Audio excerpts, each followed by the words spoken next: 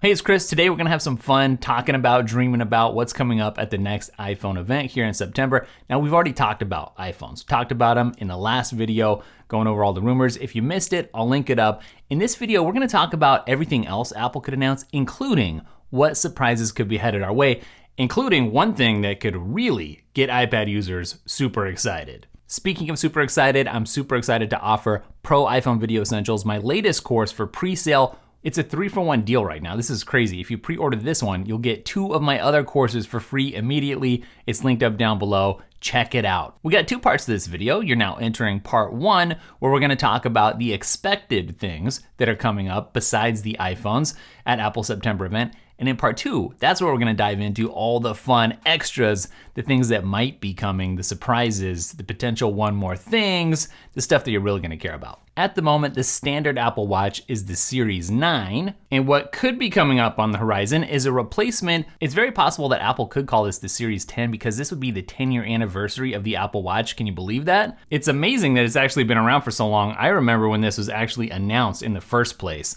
and what a big deal it was. I don't know if you remember, but when Apple came out with the Series 10 iPhone, it was a really big deal. That was a game changer. You know, the look was very different. It was a big inflection point in the iPhone lineup, and it's possible that we could see something similar for the Apple Watch lineup. What does that mean? Well, you're looking at the Series 9 here, but we could get an all-new design, a larger display, improved health tracking features. Personally, I'm hoping for a bold, differentiated design because there's a lot of people who want cool features and a different look, but don't want to go all the way up to the ultra rugged Ultra. They don't want that look. Or maybe they don't want that bulk, but they do want some of that functionality. And let me tell you, as somebody who's used the Ultra, a larger screen is a game changer in my opinion. Your fingers are the size that they are. The screen is the size that it is. If you have bigger tap targets, then you end up messing up less when you go to tap something.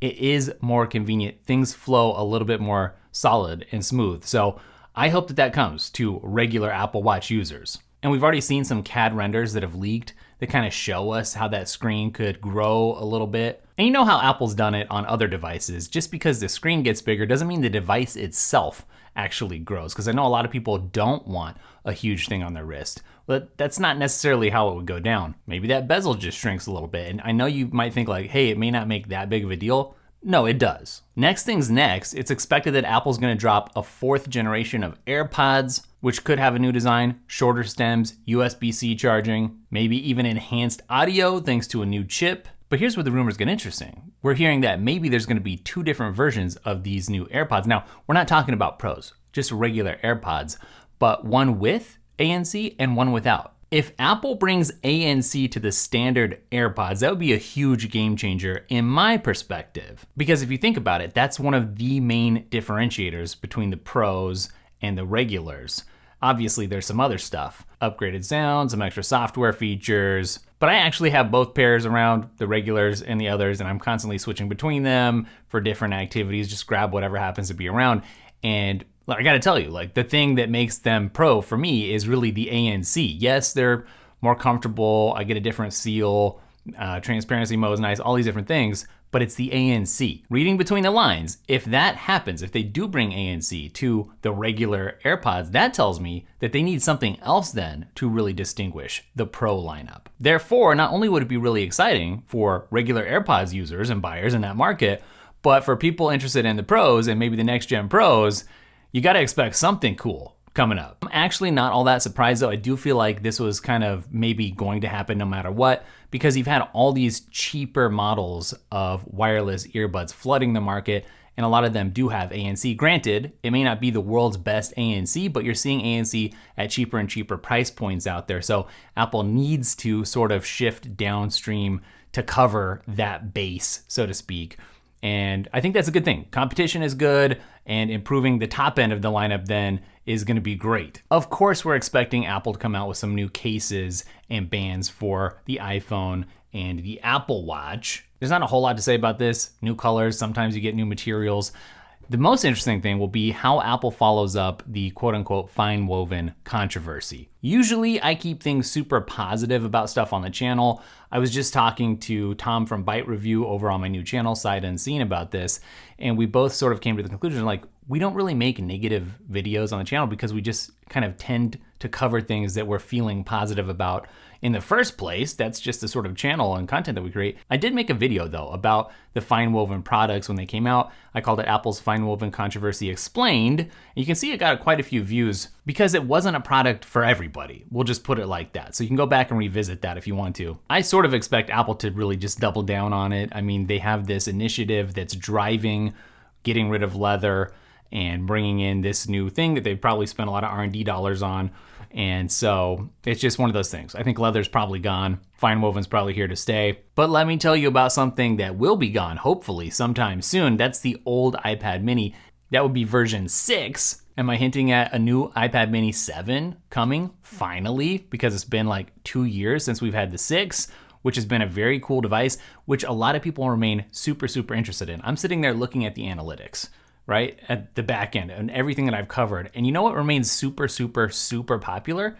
It's the iPad mini content that I've created. I've got a short on the iPad mini, some tips on the latest version, and it's probably the most viral short I've ever created. Just day in and day out, people are obsessed with the iPad mini still. I mean, we're about due, and this isn't the flagship iPad, so this would be a good event to maybe slot this news into real quickly. But what's apparently coming is obviously a faster chip. You can expect that. Maybe some updated screen technology, because I know it's been 2 years, but maybe you remember there was a bit of hoopla around the way that this jelly scrolling effect, so-called, happened on the Mini. Some people said they could really notice it. Some people said didn't bother them at all. They wouldn't even have known if somebody hadn't pointed it out. And I kind of started out feeling like I didn't really notice it, but then later, once I saw it was like I couldn't unsee it, and it did sort of bug me. So that you would expect to be fixed, absolutely. What other screen tech is going to end up coming to the Mini? I don't know. It's already such a cool device for obviously consuming stuff. Love using it with the Apple Pencil because it really feels like a natural notepad kind of experience. Just much easier to do with one hand than holding a giant big tablet. With the iPad Pro, it's really a lot easier to just lay that down on a desk or a surface, right? But with the iPad mini, you can just grab that thing and go to town. It's even powerful enough to do some graphics editing. And you know what? You don't always need a bigger screen to do quote unquote professional things, which is why a lot of people, and I mean a lot of people, have been clamoring for an iPad mini Pro. Now, I don't expect to see that coming down the pike anytime soon, but that would be awesome. But subscribe though right now, because if Apple comes out with this, I'm gonna be all over it. Just like you should be all over my new wallpapers pack. It's a huge deal. And I'm giving you a deal because I'm coming up with some new ones. So I'm kind of clearing out the old wallpapers, but it's not gonna last forever, okay? You can get all the wallpapers in the whole Daily Tech store. It's hundreds of files for just $5. That's linked up down below with the coupon. One surprise that might make its way to this event, I wouldn't count on it, but we're going through the what ifs, is an Apple Ring. A lot of companies have been going the Ring route. Here's obviously a picture of the Galaxy Ring with the Galaxy AI baked in. You know about Oura. I gotta tell you, ever since rumors started circulating about this a long time ago, I was always like, that's not something that would ever appeal to me, like ever. But, you know, because I'm more like an Apple Watch guy. I don't actually have it on right now, which is funny and weird since I'm talking about it. But I'm more of an Apple Watch person. I like having that screen. Or in the past, I have liked having that screen. Let's put it like that, with the notifications, with easy access to messaging, Siri. I create my reminders there, and that's just how I go about productivity, basically, and how I stay on top of stuff. But then I started paying attention to what other people were saying about the potential of an Apple Ring coming. And I was like, you know what? I kind of get that, because I've sort of been on this path where it's like, how much technology do I really want in front of me all the time? Is it always good to have notifications on, on my wrist? Even with focus modes and stuff, it can be very distracting, and I get kind of sucked into that digital realm again, sometimes when I don't really want to. And I listen to people like Jonathan Morrison, and they're like, an Apple Watch never really appealed to me. And I was like, oh, really? And I dug more into what they were saying, and they're like, I want the sensors, I want the health sensors, for instance, but I don't, and the tracking, but I don't want a screen. And these rumors aren't unfounded. I mean, Apple has been filing patents, been winning patents related to rings. And then when you think about what Apple's trying to do in the realm of spatial computing with the Vision Pro, for instance, and you realize, well, maybe a ring would be something that would give you some gesture control and some haptics, and you put it all together and you're like, well, maybe there is room on the market for an Apple Ring for certain people. And just like there are people who aren't Apple Watch people, I think there's gonna be some people who wouldn't be Apple Ring people. But I suppose options for how you wanna get your sensors and tracking and or notifications are good. A persistent rumor that's been around with us for a very long time, since the beginning of time, is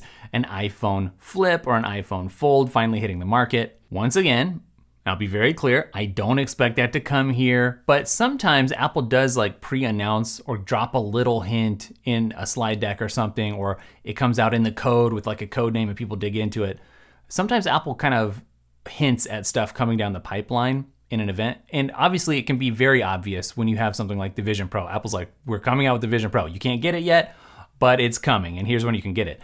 That's like a more overt, blunt way to put it. But sometimes, like I said, it's hidden in operating system code or something. You get these hints. So it's possible that we might see some hints of Apple's foldable future coming at some point, maybe on the heels of this event, but likely more in the future. Not sure what you guys are feeling about this, because this isn't something that I talk a lot about on the channel, so I don't end up getting a lot of feedback about it, but give me your feedback, let me know. Clearly, there is a market for foldables. We've got a lot of other companies out there making foldables, and people that I know who have them really like it. I mean, like, they would never go back to not using a foldable. Apple is getting some patents in the foldable space, so it's not like Apple hasn't been thinking about this and brewing something up behind the scenes. Sometimes Apple brews some stuff up behind the scenes and it ends up getting used, turns into a real product. Also, sometimes they go down the patent route, file lots of patents, and nothing ever happens with that. So that doesn't necessarily mean something, but there's a lot of interesting concepts floating around. Obviously, this particular concept is probably the one that you've seen the most often. If you want my take though, I'm one of the people that would wish Apple would bring their first foldable to the iPad lineup rather than the iPhone lineup, which apparently is something that Apple has been thinking about. We're just talking about the Mini here a second ago, and in my opinion, by the time you fold out a phone like this, an iPhone Max, you're almost like mini size anyways. If I'm gonna have a big screen going around with me, I might as well have a bigger screen, going around with me, rather than a small to medium size screen. I don't know, personally, for me, that just makes the most sense, seems the most intuitive. So that's kind of what I would hope Apple would do in the foldable market. A lot of people have been dreaming that Apple would come out with a HomePod / iPad mashup of some sort. It actually is almost certain that we're gonna see some home updates here to Apple HomeKit and maybe to the rest of the home lineup, which would include HomePods at the iPhone event. Just deeper integration with smart home devices, and there's been a lot of speculation about some sort of HomeKit ecosystem edition that will combine a HomePod and an iPad. Sort of seeing around the situation. You see Apple coming out with Apple Intelligence and a finally smarter version of Siri. There's even been rumors that Apple's working on a different sort of AI human interface that is something totally different than Siri. And so they're taking that more serious. So if you're gonna do some sort of voice interaction and particularly control things like around the house, then yeah, a newer, updated version of a HomePod would be something that I think a company would look into. That said, I have not been a fan of what I've seen from Google and Amazon in that department. Doesn't look good, seems kind of ugly to me. If Apple's robotics project ends up panning out, Gurman's talking about Apple's first robotic foray being something more like this, where you have a screen that can maybe flip around, and if you're in the kitchen cooking or something, it can flip this way and show you a recipe, but then if you go somewhere else in the kitchen, it can kind of swivel and rotate and move around for the camera if you want to do some filming or a FaceTime or something. And that, granted, would be more interesting than whatever Amazon's doing or Google with this so far. But on the other hand, I just have to say, I really actually like the way HomePods are right now, where it's just more your voice and it isn't too complicated. There is a screen on top of the larger HomePod, and it just kind of communicates very subtly, with some colors that flash and stuff. I kind of like that more hands-off approach, because there are times when I want to be more tech light and I don't want to get sucked into everything with the screen. So I like at least the option of being screenless in this department. Although I know I get the appeal, like I see why people would really like this. So let me know which side you would come down on. We're absolutely sure to see some Vision Pro related news. Apple's gonna talk it up. Of course, we're all kind of waiting to see where Apple Vision Pro is going. You hear about, you're not getting a lot of demos at Apple stores. And a lot of this is expected, right? This was an expensive product. It's not a product that people really need. It's a product that I think a lot of people want. Apple's done a good job of creating that desire, but it's just the price point is gonna hold a lot of people back. So everyone's kind of waiting to see when and if Apple will come out with some sort of Apple Vision Lite instead of the Pro, and sort of shrink some of the components and capabilities and maybe make some compromises on the screen quality, the display quality, or the battery or something. to bring the price point down a little bit so people can at least get in on Apple's spatial computing. Are we going to see something like that, with this Apple event? Probably not quite yet. I mean, we just talked about the iPad mini, and Apple's gone 2 years in between updates. Probably a lot of that is they want to make sure they have something really valuable and interesting to announce. So probably it's kind of the same boat here. Shrinking that technology down, getting the price down, it's something that's going to take a while. And Apple's definitely trying to play a long game, it looks like, with the Vision Pro. Don't be thinking for a second that the next thing you know, you're going to have Apple glasses or something with a really small form factor. This thing is going to take a while to shrink way down. But of course, I'm interested to see where things are headed there. Now, of all the things that we talked about, what would be the most surprising to you? What are you most looking forward to? For me, unquestionably, I mean, we're talking about aside from the iPhones. I'm interested in the iPhones, trust me, especially for that camera. I know a lot of people are like bored that, oh, we just get a better camera every year. Well, that's actually really cool. That's why I'm making a whole course on it, Pro iPhone Video Essentials, because it's so capable and it's getting better. And the best camera that you have is the camera that's always with you, right? So I want to teach you how to be professional with it, get that pre-order in. But for me, you could probably guess, it's the iPad mini that would really be the coolest, biggest sort of surprise or one more thing, at this event personally. Thanks for hanging out. Get your wallpapers while they're on sale before the new batch comes out, and I'll catch you in the next video. Later.